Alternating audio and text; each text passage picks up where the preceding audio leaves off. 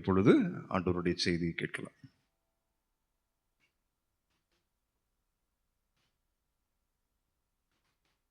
ஹல்லேலூயா. கேட்கல? ஹல்லேலூயா. கர்த்தர் நல்லவர், அவர் கிருபை என்றும் உள்ளது. மீண்டுமாய் உங்கள் மத்தியிலே நான் நிற்பதிலே மிகுந்த மகிழ்ச்சி அடைகிறேன். கர்த்தர் பாராட்டின கிருபைகளுக்காக அவருக்கு நான் நன்றி சொல்லுகிறேன். என்னை பட்சமாய் இந்த இடத்துல இந்த பகுதிகளிலே அறிமுகப்படுத்தினது மாத்திரமல்லாமல் தன்னுடைய சபைகளிலே அழைத்து என்னை பிரயோஜனப்படுத்தி கொண்டிருக்கிற அருமையான போதகர் அவர்களுக்கும் என்னுடைய நன்றியை தெரிவித்துக் கொள்கிறேன். பொறுப்பாக இருந்த குருசேகர குழுவினர் ஒவ்வொருவருக்கும் அற்புதமாக நம்மை பாடல் வழியாக தேவ பிரசன்னத்தை உணரச் செய்து கொண்டிருக்கிற பாடல் குழுவினர், அவர்களை நான் இதற்கு முன்பாக நான் பார்த்ததில்லை. அவர்கள் அற்புதமாக தேவ பிரசன்னத்தை உணர்ந்து பாடுகிற மக்களாக காணப்படுகிறார்கள். தேவனுக்கே ஸ்தோத்திரம் உண்டாகட்டும். எல்லாவற்றுக்கும் மேலாக உங்களை நான் பாராட்டணும்.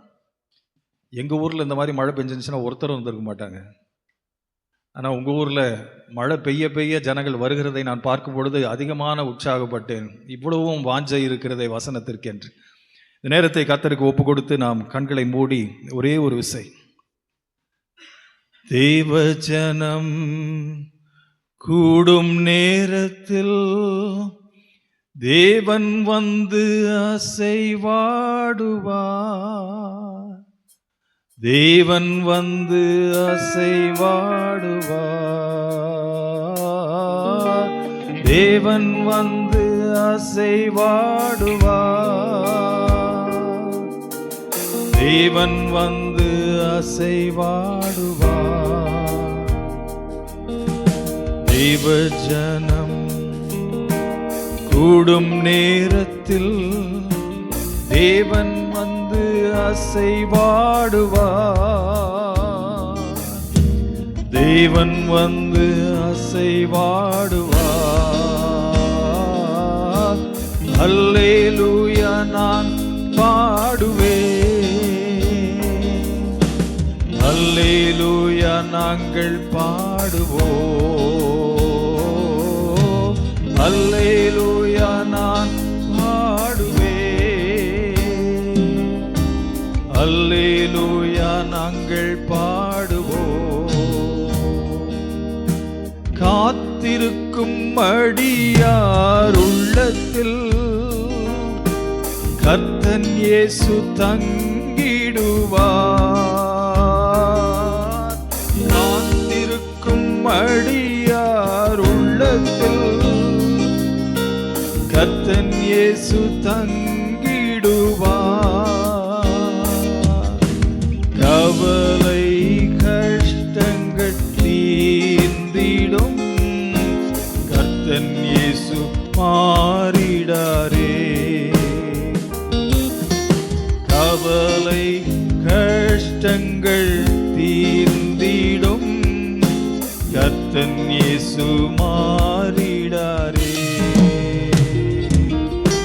தேவ ஜனம் கூடும் நேரத்தில் தேவன் வந்து அசைவாடுவார், தேவன் வந்து அசைவாடுவார். அல்லேலூயா நான் பாடுவேன், அல்லேலூயா நாங்கள் பாடுவோம், அல்லேலூயா நான் பாடுவேன், அல்லேலூயா நாங்கள் பாடுவோம். அன்பின் தகப்பனே, எங்களோடு நீர் இடைப்படுவீராக. நீர் இங்கு இருக்கிறீர் என்பதை நாங்கள் அத்தனை பேரும் விசுவாசிக்கிறோம் சுவாமி. ஏனென்றால் உம்முடைய வசனம் சொல்கிறது, எங்கே 2-3 பேர் என் நாமத்தினாலே கூடி வருகிறார்களோ அவள் மத்தியிலே நான் இருப்பேன் என்று சொன்ன கர்த்தர் வாக்கு மாறாதவர். எங்களோடு பேசுவீராக. மீட்பர் இயேசுவின் இணையற்ற நாமத்தில் பிதாவே, ஆமென், ஆமென். அருமையானவர்களே, ஆண்டவராகிய இயேசு நாம் அத்தனை பேரும் அவருடைய சாயலாய் மாற வேண்டும் என்று விரும்புகிற ஆண்டவராய் இருக்கிறார். ரோமர் 8 அதிகாரம் 29 வசனத்தில் அதை தான் பார்க்கிறோம். அவருடைய சாயலாய் மாறுவதற்கு ஏதுவாக அவர் காத்து கொண்டிருக்கிறார். அதுதான் நம்முடைய லட்சியம். இந்த கூட்டங்கள் ஏன் நடைபெறுகிறது? நற்செய்தி ஏன் பரப்பப்படுகிறது? ஏன் வசனத்தை போதிக்கிறார்கள்? ஏன் போதகர்கள் இருக்கிறார்கள் என்றால் ஒரே ஒரு நோக்கம்தான். தேவ ஜனங்கள் அவருடைய சாயலுக்கு ஒப்பாய் மாறிவிடுவதற்கு அவர் ஏக்கம் உள்ளவராய் இருக்கிறார். அதற்காக எதிர்பார்ப்புள்ளவராய் காணப்படுகிறார். ஆனால் இன்றைக்கு உலகத்திலே நாம் பார்க்கும் பொழுது நாம் ஆண்டவரை நோக்கி பார்க்காமல் வெவ்வேறு காரியங்களை நோக்கி பார்த்து வெவ்வேறு மக்களை நோக்கி பார்த்து ஏமாந்து போகிறோம். ஒரு கடவுளுடைய மனுஷனை பார்க்கிறோம், அவர் விழுகிற பொழுது தேவ ஜனங்கள் எல்லாம் சிதறி போகிறார்கள். சத்தியத்தை பேசிக் கொண்டிருந்த ஒருவர் இப்படி வாழ்கிறாரா என்று சொல்லி நம்முடைய விசுவாசம் குலைத்து போடப்படுகிறது. ஒரு வாலிபன் அவன் ஃபேக்டரியில வேலை செய்யறான். அந்த ஃபேக்டரியில வேலை செய்யும் பொழுது அனுதினமும் அந்த ஃபேக்டரிக்குள்ள அவன் போகிறதுக்கு முன்பாக அந்த என்ட்ரன்ஸில் பக்கத்தில் ஒரு கடிகார கடை, அதை பார்த்து கொஞ்ச நேரம் தன்னுடைய கடிகாரத்தை என்னவோ பண்ணுவான். அதுக்கப்புறம் உள்ளே போயிடுவான். இது ஒரு நாள் இல்லை, 2 நாள் இல்லை, தினமும் இதை செய்து கொண்டிருந்தான்.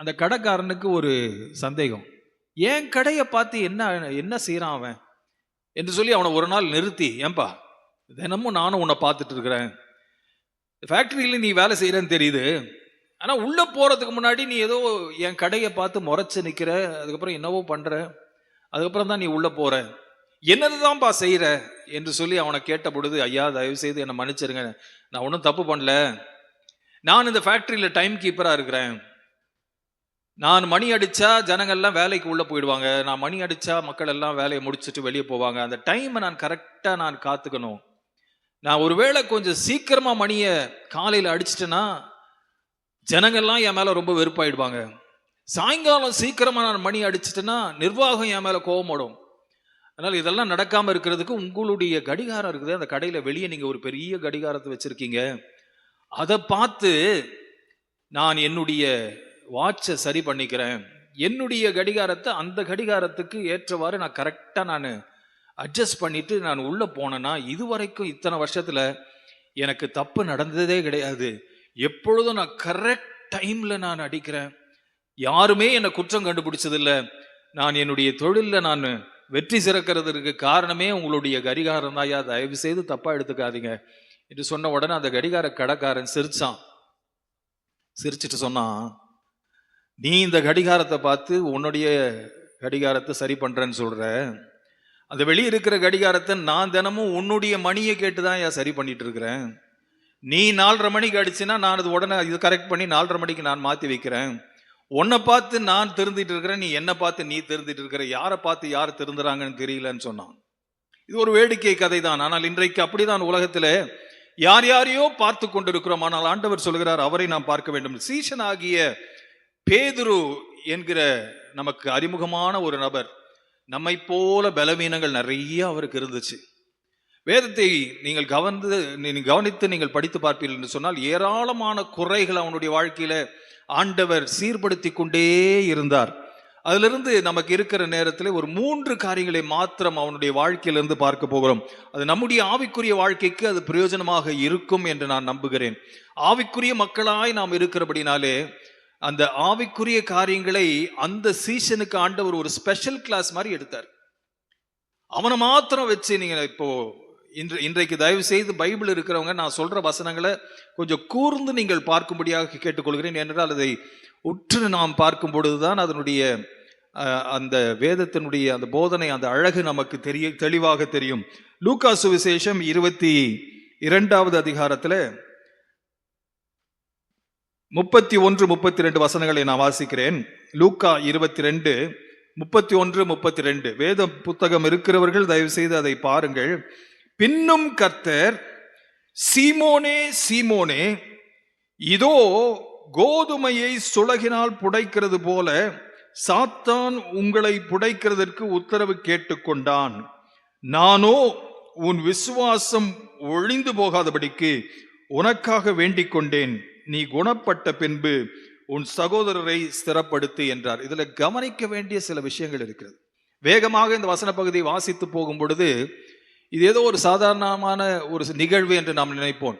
சீமோனே சீமோனே என்று இவனை அழைக்கிறதற்கு ஒரு காரணம் இருக்க வேண்டும். ஆண்டவரே அவனை ஒரு காலகட்டத்திலே அவனுடைய பேர் இனி சீமோன் அல்ல, பேதுரு என்று சொல்லி ஒரு புதிய பேரை அவனுக்கு வைத்தார். யார் அழைக்கலனாலும் பரவாயில்ல, ஆண்டவராகிய இயேசு பேதுருவை அழைக்கும் பொழுது நிச்சயமாக அவர் வைத்த பெயராலே தான் அழைத்திருக்க வேண்டும். பேதுருவே பேதுருவே என்று சொல்லுகிறதுக்கு பதிலாக சீமோனே சீமோனே என்று அழைக்கிறார். இதுக்கு காரணம் என்னன்னு கேட்டீங்கன்னா, சற்றும் அந்த பேதுரு என்கிற நிலைக்கு அவன் வரவே இல்லை. கற்பாறை என்ற அர்த்தம். பெட்ராஸ், பேதுரு, அது கற்பாறையாகி அந்த அளவுக்கு திடமான ஒரு விசுவாசத்தை கொண்டிருக்கிற, அந்த விசுவாசத்தின் மீது திருச்சபையை நான் கட்டுவேன் என்று சொல்லக்கூடிய நிலையிலே அவனை ஒரு முன்மாதிரியாக வைத்தார். அந்த நிலைமைக்கு அவன் வர வேண்டும் என்று எதிர்பார்த்தார். அந்த நிலைமைக்கு சற்றும் அவன் வராததுனால தான் இந்த பழைய பேர் சீமோனே சீமோனே என்று அழைக்கிறார். அது கவனிச்சு பார்த்தீங்கன்னா, கோதுமையை சுளகினால் புடைக்கிறது போல சாத்தான் உங்களை புடைக்கிறதற்கு உத்தரவு கேட்டுக்கொண்டான்.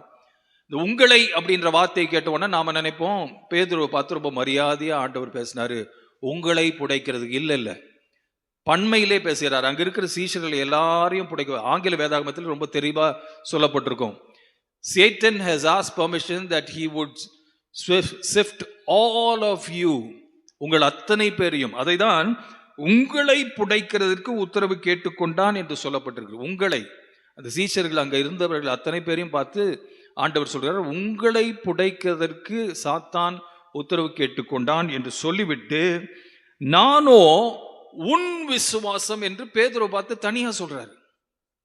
நானோ உன் விசுவாசம் ஒழிந்து போகாதபடிக்கு. அவர்களை பற்றியெல்லாம் மற்றவர்களை பற்றியெல்லாம் ஆண்டவர் கவலைப்படல. ஏன்னா அவர்கள் எல்லாம் தேறி வந்து விடுவார்கள் என்று அவருக்கு நன்றாக தெரியும். இவனுக்கு இருக்கக்கூடிய பலவீனங்கள் என்ன என்பதை புரிந்திருந்த ஆண்டவர் உன் விசுவாசம் என்று ஒருமைப்படுத்தி சொல்கிறார். உங்களை புடைக்கிற போகிறான், நீங்கள் அத்தனை பேரும் அசைக்கப்பட போகிறீர்கள், ஆனால் உனக்காக மாத்திரம் நான் வேண்டிக் கொள்ள போகிறேன். ஸ்பெஷல் கிளாஸ், அவனுக்காக ஸ்பெஷல் அட்டென்ஷன். அருமையானவர்களே, நம்முடைய வாழ்க்கையை நீங்கள் பார்க்கும் பொழுது எப்பொழுதுமே விசுவாச வாழ்க்கையில உங்கள் வாழ்நாள் எல்லாம், சிலர் நினைக்கிறார்கள் முதிர் வயதான உடனே சோதனைகள்லாம் குறைஞ்சிரும். முதிர் வயதான உடனே இன்னும் சோதனைகள் வேறு விதமாக தான் வரும். வாலிபர்களுக்கு சோதனை இருக்கிறது என்றால் முதிர் வயது உள்ளவர்களுக்கு இன்னும் அதிகமான சோதனைகள் இருக்கு. வாலிபர்களை கேட்டு பாருங்கள், அவர்களுடைய சோதனைகள் வித்தியாசமானது. என்ன போல ஒரு 60 வயசானவனை கேட்டு பாருங்க, என்னுடைய சோதனை வித்தியாசமானது. ஒரு 80 வயது நபரை கேட்டு பாருங்கள், அவர்களுக்கும் சோதனை இருக்கிறது.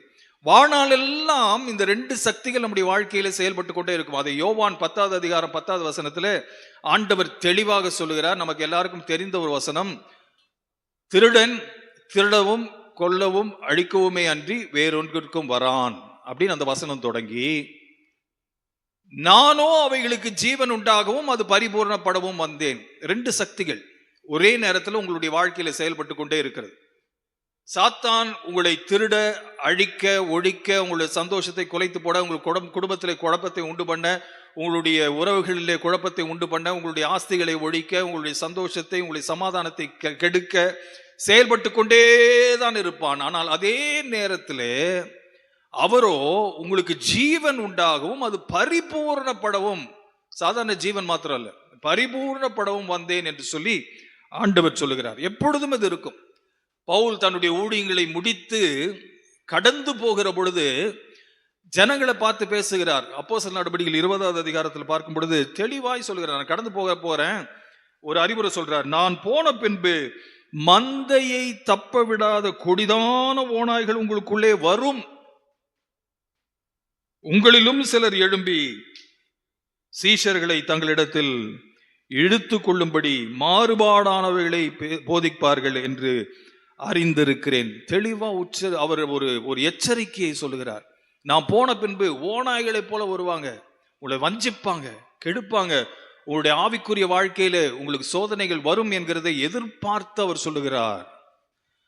அருமையானவர்களே, தெளிவாய் இந்த வசனங்களை எல்லாம் நாம் பார்க்கும் பொழுது பேதுருவை சீஷனாய் அழைத்த ஆண்டவர் இன்னும் அவன் ஒரு சீஷனாய் மாறவில்லை என்று அவனை ஒரு நல்ல சீஷனாக்குவதற்கென்று சொல்லி அவன் மீது ஒரு ஸ்பெஷல் கான்சென்ட்ரேஷன், ஒரு கவனத்தை செலுத்தி அவனை உருவாக்கி கொண்டிருந்தார். இன்றைக்கு ஒரு நல்ல காரியத்தை சொல்லுகிறேன், உங்கள் ஒவ்வொருவரையும் அவர் கவனித்து அவர் உருவாக்கி கொண்டிருக்கிறார்.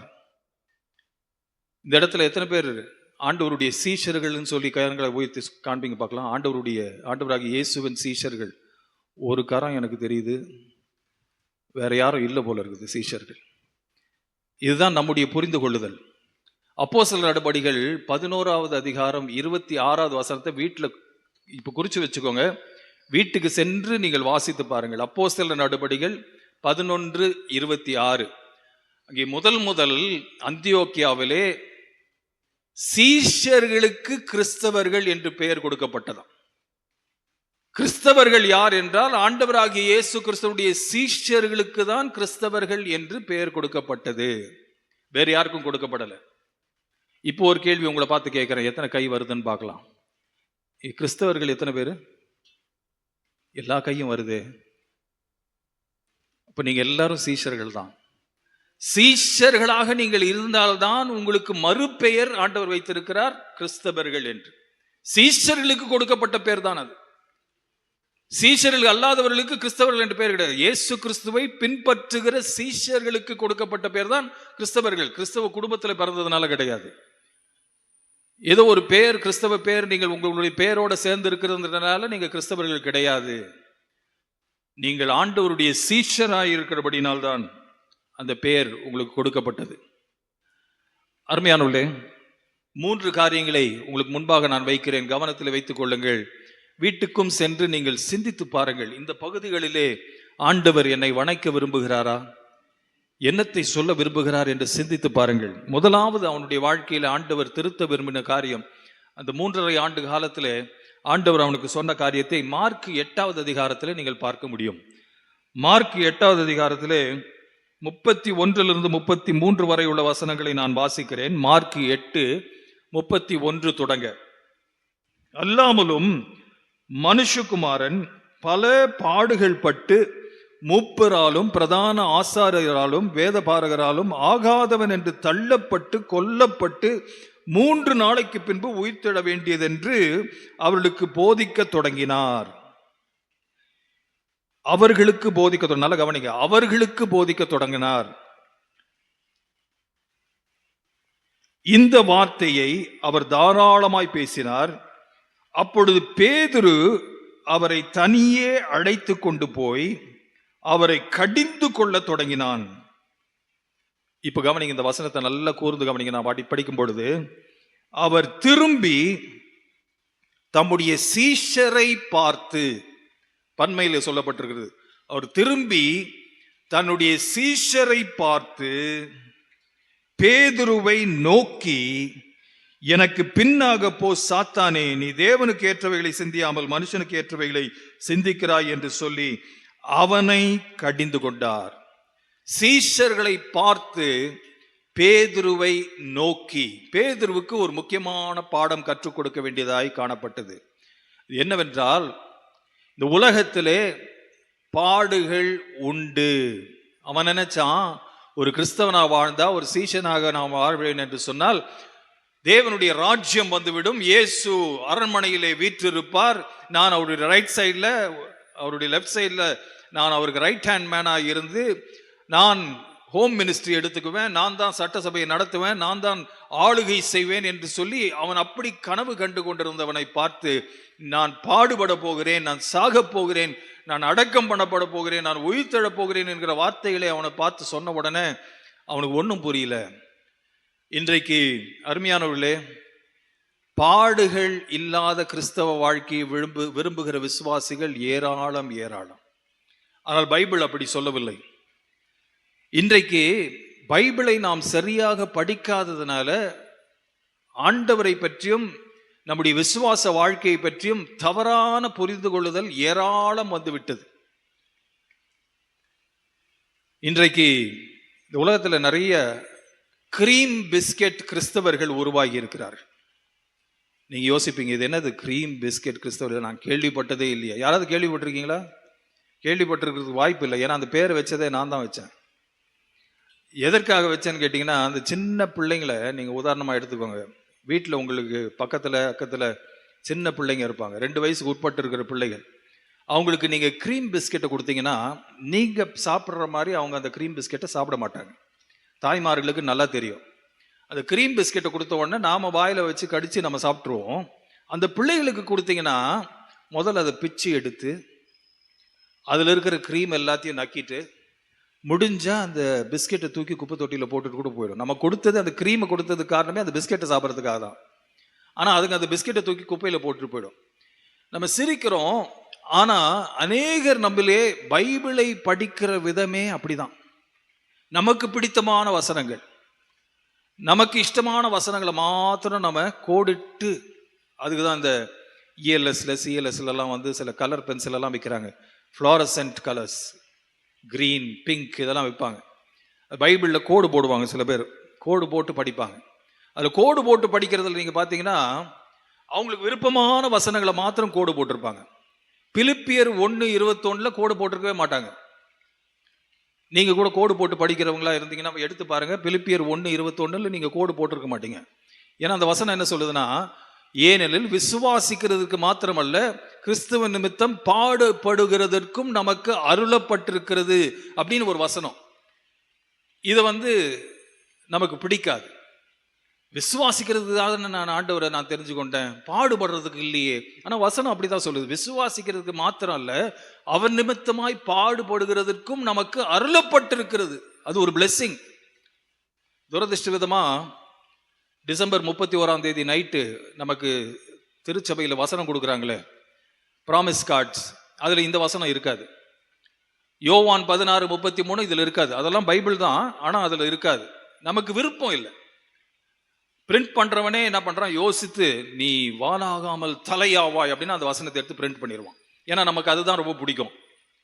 கீழாகாமல் மேலாவாய், உடனே அதை எடுத்து பிரிண்ட் பண்ணி அது வசனம், ப்ராமிஸ்.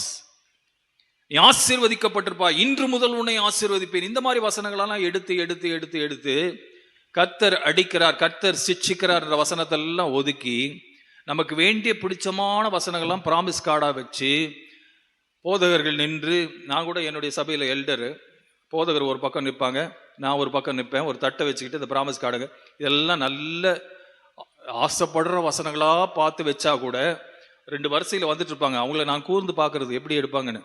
ஒருத்தரும் மேலே இருக்கிற கார்டு எடுத்த நான் பார்த்ததே கிடையாது. கையை உள்ளே விட்டு நோண்டி ஏதாவது இருக்கிறதே எல்லாம் க்ரீமை தான் போட்டு வச்சிருக்கு, பிடிச்சமான வசனம் தான் போட்டு வச்சிருக்கு. ஆனால் அதில் யாரும் எடுக்கிறதுக்கு விருப்பம் இல்லை. அது உள்ள கையை விட்டு இந்த கிளி ஜோசியத்துக்கும் இதுக்கும் என்ன வித்தியாசம் இருக்குதுன்னு எனக்கு ஒன்றும் தெரியல. அட்டையை எடுக்குது, அந்த கிளி எடுக்கிற அட்டையை போலவே நீங்களும் அட்டையை எடுக்கிறீங்க. அருமையானவர்களே, கிறிஸ்தவ வாழ்க்கை அது அல்ல. பாடுகளை ஆண்டவருக்காக படுவதற்கு உங்களுக்கு எந்த விதமான ஆயத்தமாவது இருக்கிறது. ஆகவேதான் பாடுகள் வரும்பொழுது விசுவாசம் குலைந்து போகிறது. ஐயோ, நான் ஆண்டவரை விசுவாசிச்சேன், ஆண்டவருக்காக ஓடினேன், ஆண்டவருக்காக செஞ்சேன், பைபிளை படித்தேன், ஜெபம் பண்ணேன், நான் ஆண்டவரை பிரசங்கம் பண்ணேன், என் வாழ்க்கையில ஏன் இந்த கஷ்டம் தெரியல, புரியல. காரணம் என்னன்னா, பைபிளை சரியா படிக்கல. பாடுகளை அனுபவிப்பதற்கென்று சொல்லி நீங்கள் அழைக்கப்பட்டிருக்கிறீர்கள் என்பதை புரிந்து கொள்கிறதில்லை. உலக பிரகாரமாக நாம் வேதத்தை படித்து கொண்டிருப்போம் என்று சொன்னால் ஆவிக்குரிய வெளிப்பாடு நமக்கு இருக்காது. பிரியமானவர்களே, நல்லா சிந்திச்சு பாருங்க. ஆண்டவருக்கு 12 சீஷர்கள், 12 தானே? 12 சீஷர்ல ஒருத்தன் ஆண்டு கொண்டு செத்தான், நமக்கு தெரியும், யூதாஸ். மீதமாய் இருக்கிற 11 சீஷர்கள் ஆண்டவராகிய இயேசுவின் சீஷர்கள். இயேசுவை பின்பற்றியதனாலே உலகத்தினுடைய பெரிய பணக்காரர்களாக, செல்வந்தர்களாக, ஆசீர்வதிக்கப்பட்டவர்களாக அவர்கள் இருந்திருக்க வேண்டுமே. அவருடைய வாழ்க்கையை எடுத்து பாருங்க. 11 பேர்ல ஒருத்தர் யோவான், அவர் மட்டும்தான் 96 வயது வாழ்ந்தாருன்னு சொல்றாங்க. முதல் நூற்றாண்டில் வாழ்ந்த பக்தர்கள் சிலர் பிப்ளிக்கல் ஹிஸ்டரி எழுதியிருக்கிறார்கள். ஜோசிஃபஸ் போன்றவர்கள் எல்லாம் வரலாற்றை குறிப்பிடும் பொழுது பைபிளில் இல்லாத விஷயங்கள், சீஷர்களை பற்றிய விஷயங்கள் ஆதாரபூர்வமாக எழுதப்பட்டு இன்றை வரையிலும் இருக்கிறது. அதில் சொல்லப்பட்டிருக்கிற காரியங்களை பார்ப்பீர்கள் என்று சொன்னால், யோவான் ஒரு சமயத்தில் கொதிக்கிற எண்ணெயிலே ஒரு தொட்டியிலே போடப்பட்டான். அதிலிருந்து தப்பித்து அவன் அப்புறமா பத்மு தீவில் அவன் அடைக்கப்பட்டு அந்த இடத்துல வெளிப்பாடுகளை பெற்றதையும் நாம் அறிவோம், அதெல்லாம் தெரியும். மற்ற சீஷர்கள் அத்தனை பேர்களுடைய சரிதையும் அவர்கள் எழுதி வைத்திருக்கிறார். பர்தலோமியோ, தோலை உரிச்சு அவனை சிறை சேதம் பண்ணியிருக்காங்க. ஆதாரபூர்வமான தகவல் நமக்கு இருக்கிறது. யாக்கோபு கல்லெறிந்து கட்டையால் அடிச்சு அவனை சாகடிச்சிருக்காங்க. அந்திரேயா எக்ஸ் ஷேப்ல ஒரு கிராஸ் செஞ்சு அதுல அவனை சாகடிச்சிருக்காங்க. பேதுருவை பத்தி நாம சிலர் அடிக்கடி கேள்விப்பட்டிருக்கிறோம். அவனை சிலுவைக்கு கொண்டு போறாங்க. அப்ப சொல்றான், என் ஆண்டவர் சிலுவையில மரித்த அந்த சிலுவையில நான் எப்படி மறிக்க முடியும்னு சொன்ன உடனே தலைகீழாக திருப்பி கீழே நெருப்பு மூட்டி விட்டு அவனை தலைகீழாக சிலுவையில அரைஞ்சாங்கன்னு சொல்லி சரித்திரம் சொல்லுகிறது. இதெல்லாம் கட்டுக்கதைகள் கிடையாது, சரித்திரத்திலே ஆதாரபூர்வமாக எழுதப்பட்டு இன்று வரையிலும் இருக்கிற தகவல்கள். தோமா நமக்கு எல்லாருக்கும் தெரியும். எங்க ஊர் பக்கத்தில் தான் நம்முடைய முன்னோர்கள் சென்னையில சின்னமலை என்கிற பகுதியில் ஈட்டினாலே குத்தி அவரை சாகடித்தது நமக்கு எல்லாருக்கும் தெரியும். இப்படியாக ஒவ்வொரு சீஷனுடைய வாழ்க்கையும் நீங்கள் எடுத்துக்கொள்வீர்கள் சொன்னால், மத்தேயு எடுத்து பார்த்தீங்கன்னா எரித்தே கொண்டிருக்கிறார்கள். இயேசுவனுடைய உடன் சீடர்கள் முதல் நூற்றாண்டிலே வாழ்ந்து அவருக்கு அடுத்த சீடர்களுக்கே இப்பேற்பட்ட பாடுகள் நிறைந்த ஒரு வாழ்க்கை என்று சொன்னால், உங்களுக்கும் எனக்கும் என்ன வித்தியாசம்? நாம் எல்லாரும் அந்த விதமான பாடுகளை படுகிறதற்கு எந்த விதத்திலும் சாத்தியம் இல்லையா? நாட்கள் வருகிறது பிரியமானவர்களே, இதற்கு நீங்கள் ஆயத்தமாக வேண்டும். நீங்கள் வெடித்திருப்பீர்கள் என்று சொன்னால் இந்த காரியங்கள் நம்மை நெருங்கி கொண்டிருக்கிறது என்பதை நீங்கள் புரிந்து கொள்வீர்கள். ஆச்சரியப்படக்கூடாது. வேதத்திலே எழுதப்பட்டிருக்கிற காரியங்கள் தான் நமக்கு நடக்கிறது. பாடு அனுபவிக்கிற பக்தர்களாய் நாம் இருக்க வேண்டும். பாடுகள் இல்லாத கிறிஸ்தவ வாழ்க்கை ஒரு சரியான கிறிஸ்தவ வாழ்க்கை அல்ல. பரீட்சைகள் இல்லாத பள்ளிக்கூடம் ஒரு பள்ளிக்கூடமே கிடையாது. பரீட்சை வைக்கிறாங்க, ரொம்ப கஷ்டமா இருக்குது, நிறைய பேர் ஃபெயில் ஆயிடுறாங்கன்றதுனால பரீட்சையை ஒரு தீமையாய் எண்ணி இருப்பார்கள் என்று சொன்னால் மாணவர்கள் எங்கிருந்து முன்னேறுவார்கள்? நீங்களும் நானும் நம்முடைய வாழ்க்கையில சோதிக்கப்படவில்லை என்று சொன்னால் நமக்கு முன்னேற்றம் ஏது? ஒரு பரீட்சை தாண்டினால் தானே நமக்கு ஒரு முன்னேற்றம் கிடைக்கும். பேதுருவுக்கு அது முதலாவது தெரியல. ஆனால் நல்ல காலம் பேதுரு அதை நல்லா கேட்டு கவனிச்சு புரிஞ்சதுனால பேதுருவனுடைய நிருபங்களை எடுத்து பார்த்தீங்கன்னா பாடுகளை பற்றி அவ்வளவு அழகாக எழுதி வச்சிருக்கான். இன்னைக்கு ஒரு பிரசங்கியாராகிய என்ன போல ஒருத்தர் பாடுகளை பற்றி பேசணும்னு சொல்லி ஒருவேளை ஒரு டாப்பிக்கை எனக்கு கொடுத்துட்டாங்கன்னா பேதுருவனுடைய நிருபத்தை பார்க்காம என்னால் இருக்க முடியாது. ஏன்னா அவ்வளவு பாடுகளை பற்றி புரிந்து கொண்டு எழுதி வைத்திருக்கிறான். அவன் பட்டு அதை உணர்ந்தான். அருமையானவர்களே, கவனமாயிருங்கள். உங்களுடைய விசுவாசத்தை நீங்கள் சரியான விதத்திலே எடுத்து செல்ல வேண்டுமே என்று சொன்னால் பாட அனுபவிக்கிற பக்தர்களாக நீங்கள் இருக்க வேண்டும் என்பதை நான் சொல்லிக்கொள்ள விரும்புகிறேன். அநேகருக்கு இந்த டாபிக் எல்லாம் பிடிக்காது, இந்த தலைப்புல பேசினாலே பிடிக்காது, சபையில் இந்த பற்றி பேசுகிறதே கிடையாது. இன்னும் இண்டிபெண்டன்ட் சர்ச்சில் பார்த்தீங்கன்னா இது கிடையவே கிடையாது. ஏன்னு கேட்டீங்கன்னா ஜனங்க இதை கேட்டாங்கன்னா அடுத்த வாரம் சபைக்கு வரமாட்டாங்களே. இருக்கிற உண்மையை சொன்னால் அது சில சமயம் வேதனையாக இருக்கும். ஆனால் இதுதான் சத்தியம். இந்த சத்தியத்தை நீங்கள் அறிவீர்கள், அது உங்களை விடுதலையாக்கும். ஹல்லேலூயா, ஹல்லேலூயா. இரண்டாவது அவனுக்கு கற்றுக் கொடுக்கப்பட்ட ஒரு பாடம் மத்தேயு சுவிசேஷம் 26வது அதிகாரத்திலே, இதையும் நீங்கள் கூர்ந்து கவனிக்க வேண்டும். இந்த வசனத்தை படிக்கும் பொழுது வேகமாக படித்தால் இந்த விஷயங்கள் நமக்கு சரியாக புரியாது. மத்தேயு 26வது அதிகாரம் 40-41 வசனங்களை பாருங்கள். பின்பு அவர் சீஷர்களிடத்தில் வந்து அவர்கள் நித்திரை பண்ணுகிறதை கண்டு, நல்ல கவனிங்க, பன்மையில சொல்லப்பட்டிருக்கிறது. பேதுரு, யாக்கோபு, யோவான் 3 பேரும் அங்க இருக்கிறாங்க கெத்செமனே தோட்டத்துல. அவர்கள் நித்திரை பண்ணுகிறதை கண்டு, பன்மையில சொல்லப்பட்டிருக்கிறது. அவர்கள் நித்திரை பண்ணுகிறதை கண்டு பேதுருவை நோக்கி, நீங்கள் 1 மணி நேரமாவது விழித்திருக்க கூடாதா என்று கேட்டார். பேதுருவுக்கு ஒரு ஸ்பெஷல் கிளாஸ். 3 பேரும் தூங்கிட்டு இருக்காங்க. ஆனா ஆண்டவர் பார்த்து பேசினது பேதுருவை பார்த்து பேசுறாரு. காரணம் என்னன்னா, அவனுக்கு ஒரு வீக்னஸ் இருந்தது, அவனுக்கு ஒரு பலவீனம். என்ன பலவீனம்? ஜெபம் இல்லாத ஒரு வாழ்க்கை. ஜெபிக்காம ஜெயிச்சிடலான்னு சொல்லி நினைச்சான். அருமையானவர்களே, ஒரு பக்தர் சொல்லுகிறார், prayer is the pulse of a Christian. ஒரு கிறிஸ்தவனுடைய நாடி துடிப்பாக இருக்கிறது. நான் ஒரு மருத்துவமனையில் வேலை செய்கிறேன். அங்கே எமர்ஜென்சி டிபார்ட்மெண்ட் இருக்கு. சில சமயம் பேஷண்ட் இறந்தாச்சா உயிரோடு இருக்கிறாங்களான்னு ஒரு சந்தேகம் இருக்கும். ஆகவே பேஷண்ட்டை நேரடியாக வண்டியிலேருந்து இறக்க மாட்டாங்க. உள்ளே வந்து சொல்லுவாங்க, டாக்டர் நர்ஸ் 2 பேரும் புறப்பட்டு வெளியே வந்து அந்த பேஷண்ட்டை போய் பார்ப்பாங்க. மருத்துவ அறிவு ஒருவேளை உங்களுக்கு இல்லாமல் கூட இருக்கலாம். என்னத்தை பார்ப்பாங்க முதல்ல சொல்லுங்க? நாடி துடுப்பை தான் பார்ப்பாங்க. அந்த பேஷண்ட்டுடைய முகத்தை போய் பார்த்துட்டு இருக்க மாட்டாங்க, அவன் காலை போய் பார்த்துட்டு இருக்க மாட்டாங்க, அவன் கையை பார்த்துட்டு இருக்க மாட்டாங்க. கையை பிடிச்சி அவனுக்கு நாடி துடிப்பு இருக்குதான்னு பார்ப்போம். ஒரு கிறிஸ்தவன் உயிரோடு இருக்கிறான்னு சொன்னா அவனுடைய நாடி துடிப்பாகிய ஜெபம் இல்லை என்று சொன்னால் அவன் செத்தவன். இன்றைக்கு உங்களுடைய ஜெப வாழ்க்கை இல்லை என்று சொன்னால் நீங்கள் செத்த கிறிஸ்தவர்கள். ஒரு கிறிஸ்தவனுடைய வாழ்க்கையில துவக்கமும் முடிவும் ஜெபமாக இருக்க வேண்டும். பவுல் தமஸ்குவின் வீதியிலே போய் கொண்டிருந்தான், குதிரையில போயிட்டு இருக்கிறான், வேகமா போறான், அரசு ஆணைகளை பெற்று கடந்து போகிறான். எதற்காக? கிறிஸ்தவர்களை உபத்திரவப்படுத்துகிறதுக்காக, அவனுக்கு நியமிக்கப்பட்டிருக்கிற பணியை செய்வதற்காக. இப்பதான் ஸ்தேவானை கொன்னான், ஸ்தேவானை கொண்டுட்டு அடுத்த நகரத்துக்கு போய் அங்க இருக்கிறவர்களை கொலை செய்யணும்.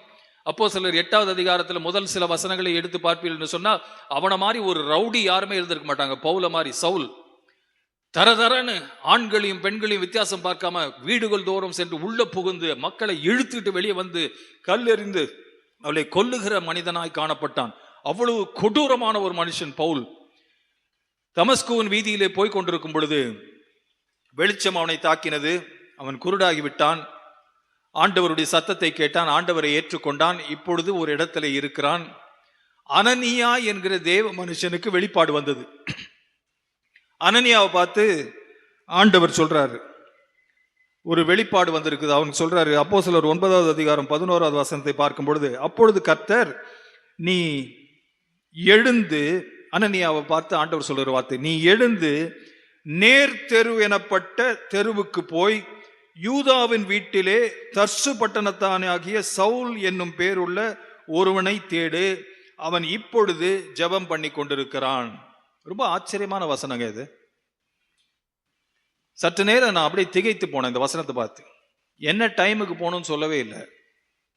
எந்த டைம்ல போனாலும் சரி, அந்த நேர் தெருவுக்கு போய் யூதாவின் வீட்டிலே போய் நீ கதவை தட்டினா உள்ள ஒரு மனுஷன் சவுலுன்னு ஒருத்தன் இருப்பான்.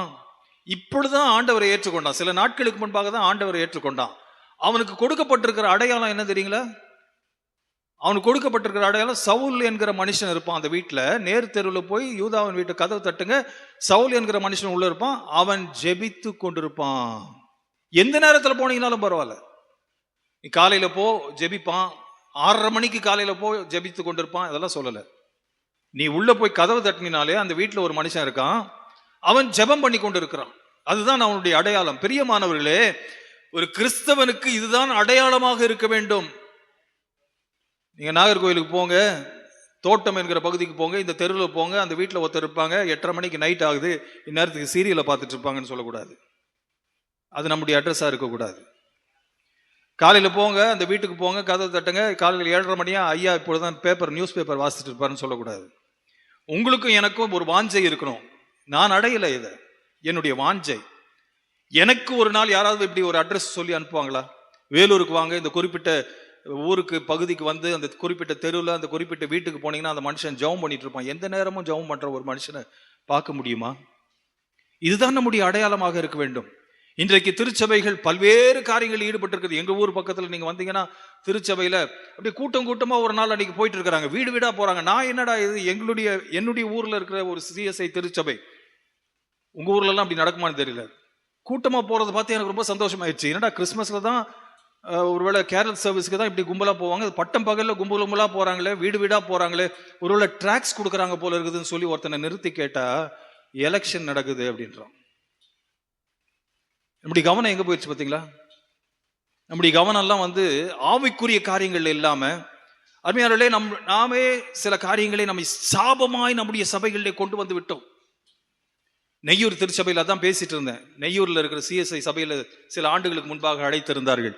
அப்போ நான் ரெஃபர்மேஷன் சண்டே அன்றைக்கு சீர்திருத்த ஞாயிறு காலை ஆராதனை நான் பேசும்பொழுது நான் சொன்னேன், சீர்திருத்தங்கள் ஏராளமாய் நம்முடைய சபையில நடக்க வேண்டியது இருக்கிறது. முதல் சீர்திருத்தத்தை குறித்து அங்கே சொன்னேன். நல்ல வேளை அந்த மக்கள் கவனிச்சாங்க, செயல்பட்டாங்க. நான் ரொம்ப சந்தோஷப்பட்டேன். ஒரு சாட்சி எனக்கு வந்தது. நான் சொன்னேன், ரொம்ப நம்ம தலை மேல தூக்கி வச்சு ஆடுறது என்ன தெரியுமா? நம்ம சபைகளில் டெமோக்ரஸி, நம்ம ஜனநாயக நெறியில் நம்ம நடந்துக்கிறோம். நம்ம டெமோக்ரஸின் பிரகாரமாக நம்ம ஓட்டு வச்சு, நம்ம எலெக்ஷன் வச்சு, ஜனநாயக முறையில் நம்ம தலைவர்களை தேர்ந்தெடுக்கிறோம் சொல்லி பெருமை பாடாட்டுக்கிறோம் நம்ம சபை. சாபம். ஜனநாயக முறை என்று சொல்லுகிறோமே, அது எங்கிருந்து கண்டுபிடிக்கப்பட்டது? அது கடவுளால் கொடுக்கப்பட்டதா? பைபிள்ல எங்கேயாவது இருக்குதா? இல்லையே, நாம உருவாக்கி கொண்டோம். டெமோக்ரஸின்றது குறித்து டெஃபினிஷனே நீங்க பாத்தீங்கன்னா, of the people, by the people, for the people. இதுல கடவுள் எங்க இருக்கிறாரு? ஆண்டவருக்கு இடம் எங்க இருக்குது? கர்த்தருக்கு இடமே இல்லையே. It's of the people, by the people, for the people. வேற ஏதாவது டெஃபினேஷன் இருந்துச்சுன்னா எனக்கு கத்துத்தாங்க, எனக்கு தெரியல. நான் படிச்சதெல்லாம் இவ்வளவுதான். Democracy is a government of the people, by the people, for the people. Where is God? கர்த்தர் எங்க? ஆண்டவரே நம்ம அனுமதிக்கிறது இல்லை. அதனால தான் வீடு வீடா போறாங்க, உற்சாகமா போறாங்க. கேட்டா எலெக்ஷன் சிபாரிசு பண்றதுக்காக. இதற்காக ஆண்டவர் அழைச்சாரு. வீடு வீடா அவிசுவாசிகளுடைய வீட்டுல போய் டிராக்ட் கொடுத்துட்டு வருவாங்கன்னு பார்த்தா அதுல கவனம் இல்லை. கர்த்தருடைய சித்தம் எங்க இருந்து நம்முடைய சபையில் நடக்கும்? எலெக்ஷன் அவ்வளவு முக்கியமா? நான் இதை போல்டா பேசுறதுக்கு காரணம்னா, என் சபையில எலெக்ஷனே கிடையாது. நானும் என்னுடைய சிஎஸ்ஐ திருச்சபையில், சென்ட் ஜான்ஸ் திருச்சபை சபை வேலூர்ல வந்து நீங்க பாருங்க, என்னுடைய பேர், நான் செக்ரட்டரியா இருந்திருக்கேன், நான் ட்ரெஷரரா இருந்திருக்கேன். ஒரு நாளும் நான் எலெக்ஷன்ல நின்னதே கிடையாது. எங்க சபையில எலெக்ஷனே கிடையாது. அது அவசியம் இல்லைன்னு சொல்லிட்டோம். நீ இந்த வருஷம் இரு, நான் அடுத்த வருஷம் இருந்துக்கிறேன். நீ என்னை விட பெரியவர், நீங்க இருங்க, அடுத்தது நான் இருக்கிறேன்னு சொல்லி பாட்டுக்கு மாத்தி மாத்தி நாங்க இருக்கிறோம். எலெக்ஷனே கிடையாது. நெய்யூர் திருச்சபையில் நான் சொல்லிட்டு வந்த நல்ல காலம் 2 மாசம் கழிச்சு செக்ரட்டரி எனக்கு ஃபோன் பண்ணாரு. ரொம்ப சந்தோஷமான செய்திங்க, 55 ஆண்டு விழாவில் நீங்க பேசிட்டு போனுங்க, இந்த வருஷம் நாங்க எலெக்ஷன் இல்லாம நாங்க சுமூகமா நாங்க நடத்திருக்கோம். அருமையானவர்களே, கடவுளுடைய காணிக்கை பணத்தை வீணாக்குறதுக்கு இது ஒரு முறையா? எங்க ஊர்ல எலெக்ஷன் நடக்குது, பெரிய திருச்சபையில் நடக்கிறது. எவ்வளவு தெரியுமா நடக்குது? போலீஸ் ப்ரொடெக்ஷன் வரைக்கும் 40,000 ரூபாய் செலவு பண்றாங்க, காணிக்கை காசு. அதுக்குள்ளாக நான் போக விரும்பவில்லை. பிரியமானவர்களே, கர்த்தருக்கு சித்தமான ஜெப வாழ்க்கை நம்முடைய வாழ்க்கையாக இருக்கட்டும். ஆண்டவர் நமக்கு கற்றுக் கொடுத்தார், ஜெபம் என்னுடைய அடையாளமாக இருக்க வேண்டும், பதவி அல்ல. மார்க்கு 1 அதிகாரம் 35வது வசனத்தில் ஆண்டவரை பற்றி சொல்லப்பட்டிருக்கிறது. அவருடைய ஜெப வாழ்க்கை அதிகாலையில் இருட்டோடே எழுந்து, ஆண்டவராகிய இயேசு, கவனிங்க, ஆண்டவராகிய இயேசு அதிகாலையில் இருட்டோடே எழுந்து தனிமையான ஒரு இடத்திற்கு சென்று அங்கே ஜெபம் பண்ணினார். உங்களை பார்த்து நான் கேட்கிறேன், கடைசியா நீங்க என்னைக்கு இருட்டோட எழுந்து ஜெபம் பண்ணீங்க? கடைசியா நீங்க என்னைக்கு இருட்டோட எழுந்து தனிமையான இடத்துக்கு சென்று ஜெபம் பண்ணியிருக்கீங்க? இதுதான் ஆண்டவர் வச்ச வழி, அவர் காட்டி சென்ற வழி. இந்த உலகத்துல ஒருத்தர் ஜெபம் இல்லாம வாழ்ந்திருக்க முடியும்னு சொல்லியிருந்தா அது ஆண்டவராக இயேசு. பரத்திலிருந்து வந்தவர், பரலோகத்திலிருந்து நேரடியாக இறங்கினவர். அப்பா கிட்ட ஹாட்லைன் இருக்குது, நேரடியாக லாசருடைய கல்லறைக்கு முன்னாடி பார்த்தீங்களே, அப்பா நீங்க எப்போதும் என்னை பார்த்து கேட்குறீங்க, யூ ஆல்வேஸ் லிசன் டு மீன்னு சொல்லி லாசரு வெளியே வான்னு சொன்னாரு. அவ்வளவு அதிகாரம் படைத்தவர். அவருடைய வாழ்க்கையில், அவருடைய ஊழியத்துக்கு ஜெபம் தேவைப்பட்டது. காலையில யாரும் எழுதுறதுக்கு முன்னாடி இருட்டோட எழுந்து தனிமையான இடத்துக்கு சென்று ஜெபம் பண்ணினார். இதுதான் என்னுடைய அடையாளமாக இருக்க வேண்டும். This should be my identity.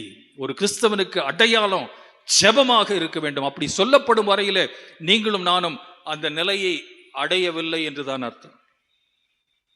நம்முடைய திருச்சபை எப்படி பிறந்தது? எலெக்ஷன்லயா பிறந்தது? மேலறையில ஜெபித்தாங்க. அதுக்கப்புறம் தொடர்ந்து சீஷர்கள் 120 பேர் ஜெபித்து கொண்டே இருந்தார்கள். படிங்க, அப்போஸ்தலர் 1:14 பார்த்தீங்கன்னா, ஜெபத்தினால பிறந்ததுன்னா திருச்சபை. திருச்சபை வேற எப்படியும் பிறக்கல. ஜெபத்துல பிறந்த திருச்சபை எப்படி இன்றைக்கு திசை மாறி போயிருக்கிறது என்பதை சபை மக்களாகிய நீங்களும் நானும் சிந்தித்து பார்க்க வேண்டும். அடுத்த தலைமுறைக்கு நாம் ஒரு சாபத்தை வைத்துவிட்டு போகக்கூடாது.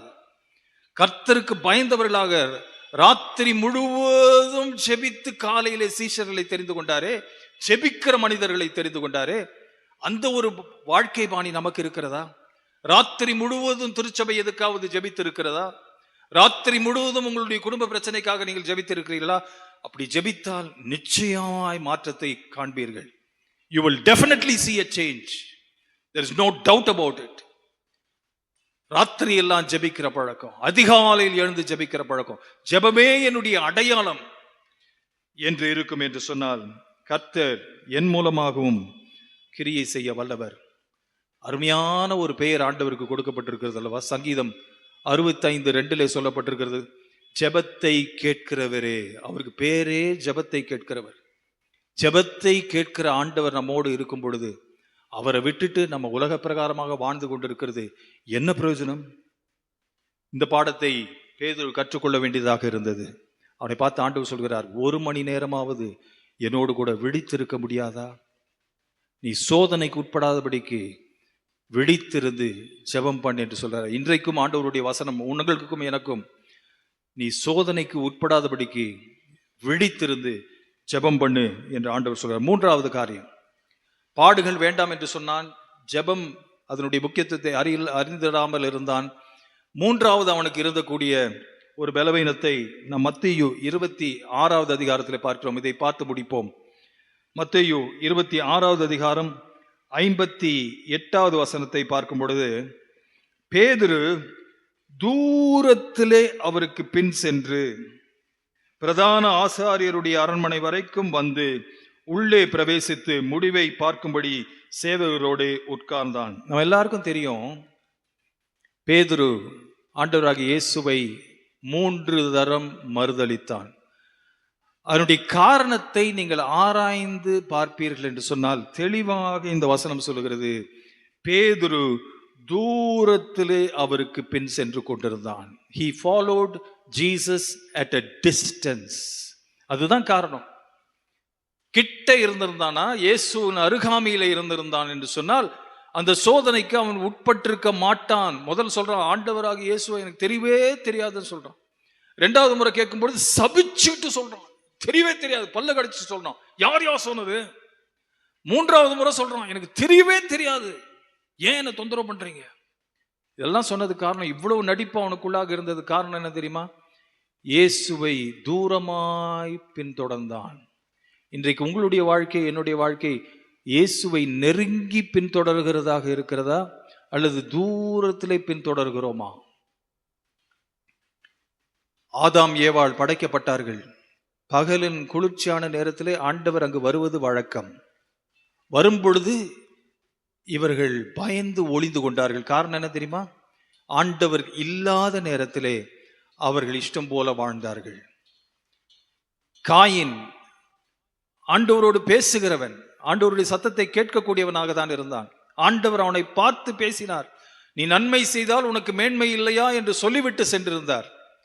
ஆண்டவரை விட்டு தூரமாய் வயல்வெளியிலே இருக்கும் பொழுது தன்னுடைய சகோதரனோடு பேச்சுவார்த்தையில் ஈடுபட்டு ஆண்டவருடைய பிரசன்னத்தை உணராத நேரத்திலே கொலைகாரனாய் மாறினான். உலகத்திலேயே முதல் கொலைகாரனாக மாறினான். காரணமே, ஆண்டவருக்கு தூரமாய் இருந்த நேரத்தில் அவனுடைய சோதனையை அவனால் வெல்ல முடியவில்லை. யோனா ஆண்டவருக்கு விலகி போனான் என்று சொல்லி, யோனா 1வது அதிகாரம் 3வது வசனம் 10வது வசனத்தெல்லாம் பார்ப்பீர்கள் என்று சொன்னால், கர்த்தருடைய சமூகத்தை விட்டு விலகி போனான். விலகி போனதுனால கர்த்தருடைய சித்தத்தை அவன் கண்டுகொள்ளவில்லை. அதை விட்டு தப்பித்துக் கொள்ளலாம் என்று சொல்லி நினைத்தான். ஆண்டவருக்கு விரோதமாய் நடக்க வேண்டும் என்று சொன்னால் தூரத்திலே இருப்போம். ஆண்டவருடைய சித்தத்தை செய்ய வேண்டும் என்று விரும்புகிறவர்கள் பக்கத்திலே இருப்பார்கள். நெருக்கமாய் இயேசுவோடு நாம் நடக்கும் பொழுது நிச்சயமாய் நாம் வழி விலக முடியாது. நெருக்கமாய் வாழ்கிற மக்களை ஆண்டவர் எதிர்பார்க்கிறார், விரும்புகிறார். முன்னே நாம் தூரமாய் இருந்தோம், இன்றைக்கு நாம கிட்ட இருக்கிற மாதிரி சில சமயத்தில் நடிக்கிறோம். ஏசாயா 29வது அதிகாரத்தில் 13வது வசனத்தில் அதுதான் சொல்லப்பட்டிருக்கு.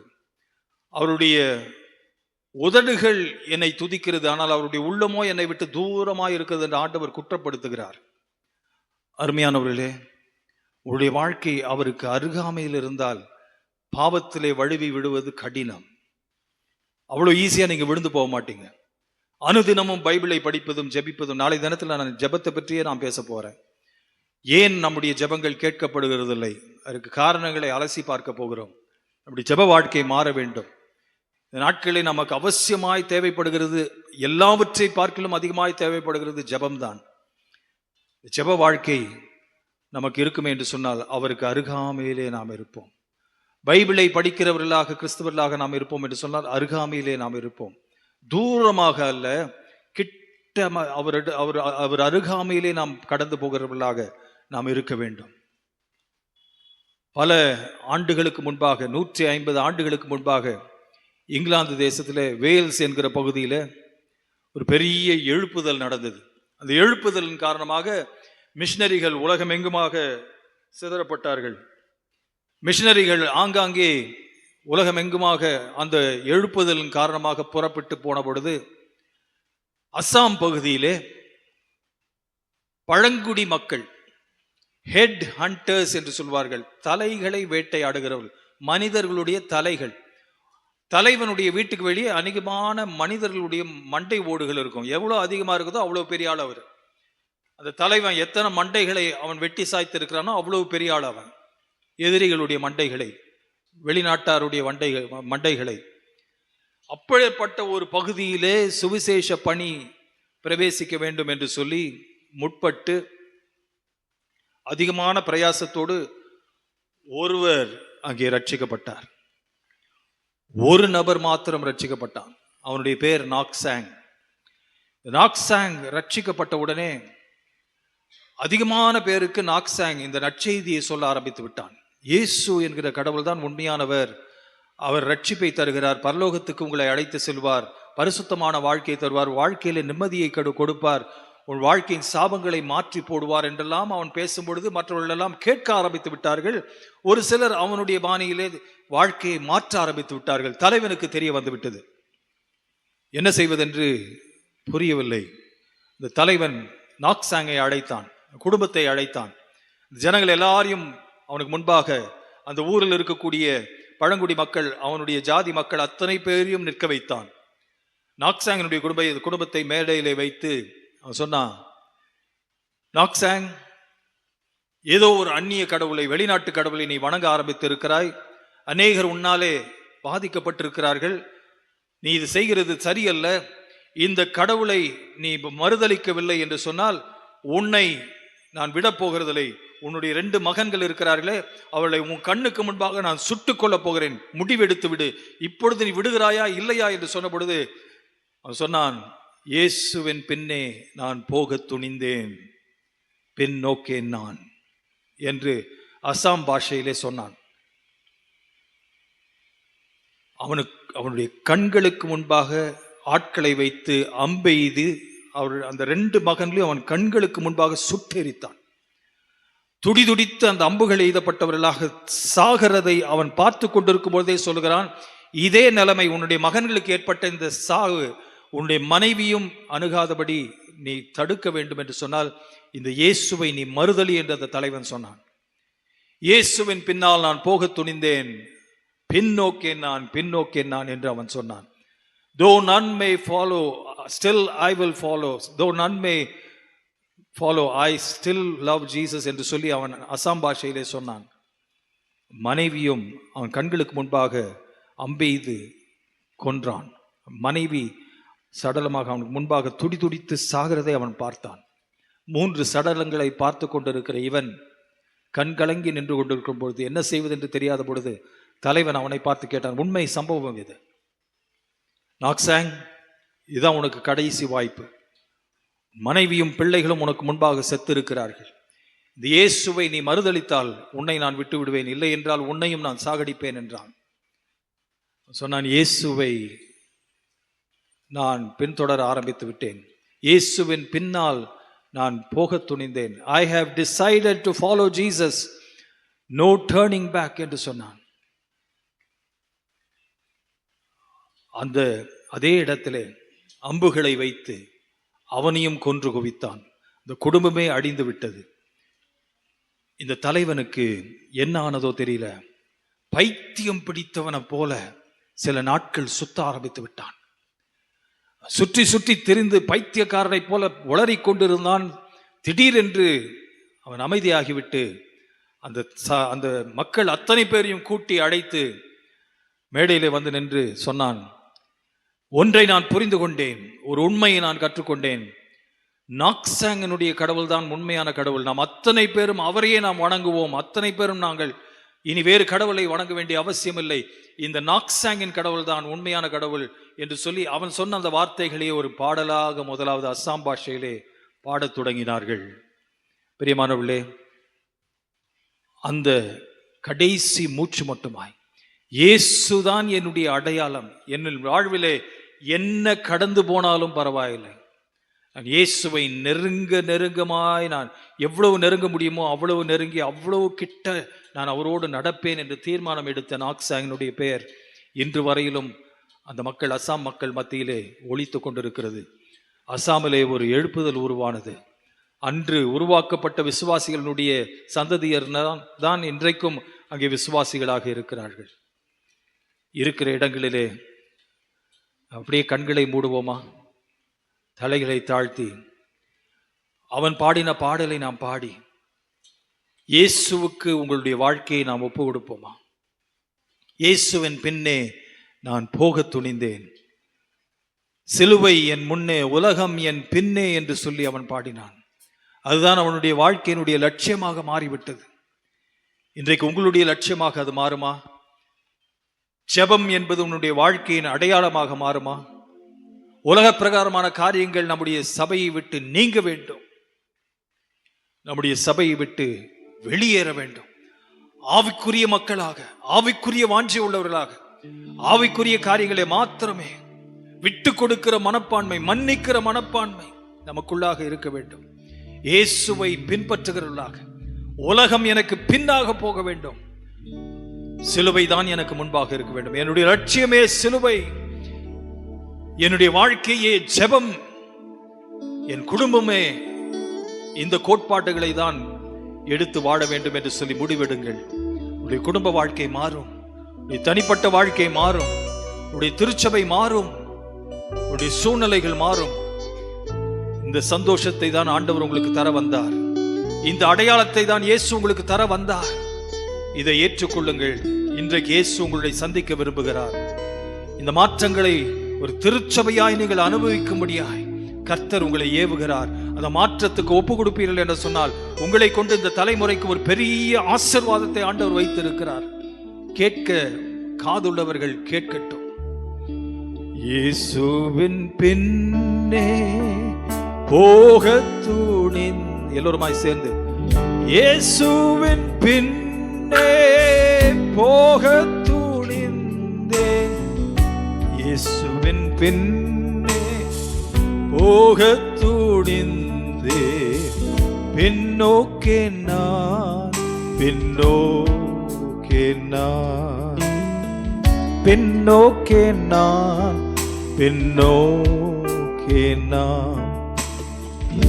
I have decided to follow Jesus. I have decided to follow Jesus. I have decided to follow Jesus. No turning back, no turning back, no turning back, no turning back. The cross before me, the world behind me. The cross before me, the world behind me. The cross before me, the world behind me. No turning back, no turning back, no turning back, no turning back. சிலுவை என் முன்னால், உலகம் என் பின்னால். சிலுவை என் முன்னால், உலகம் என் பின்னால். சுலகம் முன்னால், உலகம் என் பின்னால். பின்னோக்கே நான், பின்னோக்கே நான், பின்னோக்கே நான், பின்னோக்கே நான். அன்பின் தகப்பனே, இன்றைக்கும் ஆண்டவரே உம்முடைய வசனத்தில் நீர் எங்களிலே எதிர்பார்க்கிற காரியங்களை பார்த்திருக்கிறோம் சுவாமி. ஆண்டவரே, பாடு அனுபவிக்கிறது உம்முடைய சித்தமாயிருக்கிறது. இந்த உலகத்திலே உங்களுக்கு உபத்திரவம் உண்டு, ஆனாலும் திடன் கொள்ளுங்கள், நான் உலகத்தை ஜெயித்தேன் என்று சொன்னீரே. பாடுகளை அனுபவிக்கிறது எங்களுக்கு பழக்கமான ஒன்றாய் மாற்றித்தாரோம் சுவாமி. உமக்கென்று ஆண்டவரை வாழ மனம் கொண்டிருக்கிற எங்களுக்கு பலவீனத்திலே ஆண்டவரை உம்முடைய பலன் பூரணமாய் விளங்கும் என்று சொன்னீரே சுவாமி. பெயர்பட்ட சோதனையின் காலங்களிலே ஆண்டவரே நீர் எங்களுக்கு கற்றுத்தாரும், எங்கள் கரங்களை பிடித்து நடத்துவீராக. தேவனே, மாத்திரமல்ல சுவாமி, உடைய வசனத்தின் பிரகாரமாக ஆண்டவரே ஜெபிக்கிற மக்களாக நாங்கள் வாழ நீர் எங்களுக்கு உதவி செய்தல வேண்டுமாய் ஜெபிக்கிறோம் சுவாமி. ஜெப வீரர்கள் என்று எங்கள் மீது எழுதப்படட்டும் சுவாமி. எங்கள் எல்லை எங்கும் ஆண்டவரே ஜெப வீரன் என்று எழுதப்படட்டும் சுவாமி. அதுவே எங்களுடைய லட்சியமாக இருக்கட்டும். நீர் கற்றுத்தந்த பாதையிலே நாங்கள் நடக்க நீர் எங்களுக்கு உதவி செய்தல்ல வேண்டுமாய் ஜெபிக்கிறோம் சுவாமி. மாத்திரமல்ல ஆண்டவரே, உம்மோடு நெருங்கி நடந்தால் சோதனைக்கு உட்பட மாட்டோம் என்று நாங்கள் அறிந்திருக்கிறோம் அப்பா. பேதுரு தூரத்தில் இருந்ததுனால தான் உம்மை காட்டி கொடுத்தான். அவன் ஆண்டவரே அவன் மறுதளித்தான் சுவாமி. அவன் தூரம் இல்லைன்னா இயேசுவின் அருகாமையில் அவன் இருந்திருந்தா அப்படி செஞ்சிருக்க மாட்டானே சுவாமி. அதே பாடத்தை நாங்கள் கற்றுக்கொண்டு உம்மண்டை நாங்கள் இருக்கும் பொழுது ஆண்டவரே, உம்மோடு நெருங்கி நாங்கள் நடக்கும் பொழுது நாங்கள் பாவத்திலே அவ்வளவு சுலபமாய் விழுந்து விடாதபடி நீர் எங்களை காத்துக்கொள்வீர். உம்முடைய பிரசன்னம் எங்களை காத்துக்கொள்ளும் என்று சொல்லி நாங்கள் அறிந்திருக்கிறோம் சுவாமி. அப்பா, வந்திருக்கிற மக்கள் ஒவ்வொருவருக்காகவும் ஜெபிக்கிறேன் ஆண்டவரே. தனிப்பட்ட விதத்திலே என்ன தேவைகளோடு வந்திருக்கிறார்களோ ஒரு விசை இப்பொழுதும் உம்முடைய கரம் அவர்களுக்கு நேராக நீட்டப்படட்டும் சுவாமி. அற்புத கரத்தை ஆண்டவரே தனிப்பட்ட நபர்கள் மீது இன்றைக்கு நீர் நீட்டுவீராக.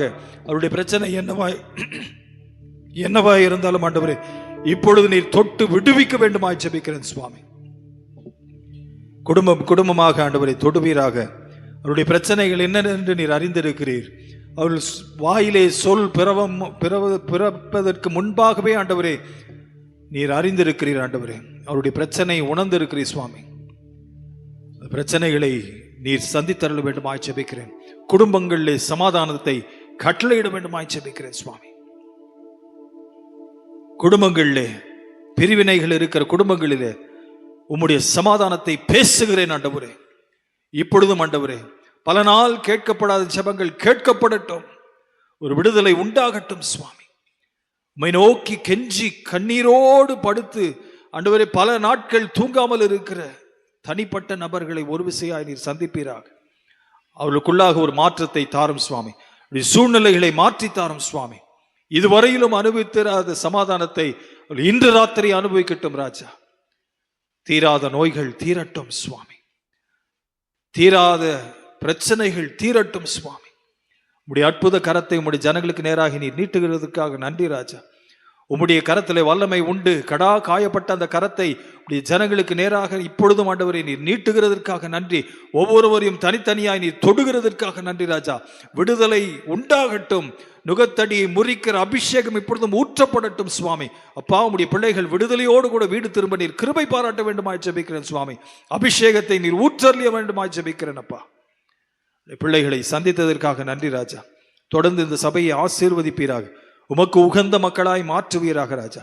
உம்முடைய பெயரை பறைசாற்றுகிறவர்களாக ஒரு முன்மாதிரியான திருச்சபையாக இந்த சபையை நீர் வைத்து ஆண்டவரே நீர் அழகு பார்க்க வேண்டுமாய் ஜெபிக்கிறேன் சுவாமி.